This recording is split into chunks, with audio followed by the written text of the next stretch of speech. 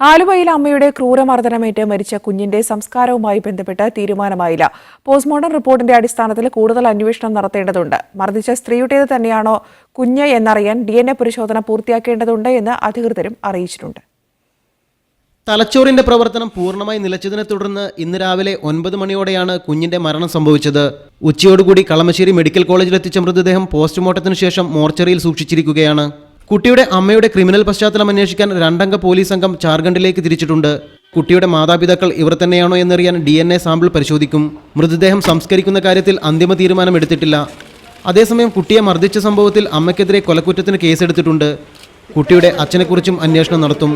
ഇന്നലെ വധശ്രമത്തിനായിരുന്നു, ഇന്ന് കൊലക്കുറ്റത്തിന് തന്നെ കേസെടുത്തിട്ടുണ്ട് മാതാവിനെതിരായിട്ട്. കുട്ടിയുടെ പിതാവ് അത് എന്തെങ്കിലും ഇതിലോട്ട് അറിവുണ്ടോ ഇല്ലെങ്കിൽ പങ്കുണ്ടോ എന്നുള്ളതിനെക്കുറിച്ച് അന്വേഷിക്കുന്നുണ്ട്. അത് വിശദമായിട്ട് അന്വേഷിക്കുന്നുണ്ട്. ഉണ്ടെങ്കിൽ ആരുടെയും കൂടെ ഇതിനെ പ്രതിയാക്കും. ബുധനാഴ്ചയാണ് കുട്ടിയെ തലയ്ക്ക് പരിക്കേറ്റ നിലയിൽ ആശുപത്രിയിൽ പ്രവേശിപ്പിച്ചത്. വീണ് പരിക്കേറ്റതെന്നായിരുന്നു ആശുപത്രി അധികൃതരോട് മാതാപിതാക്കൾ പറഞ്ഞത്.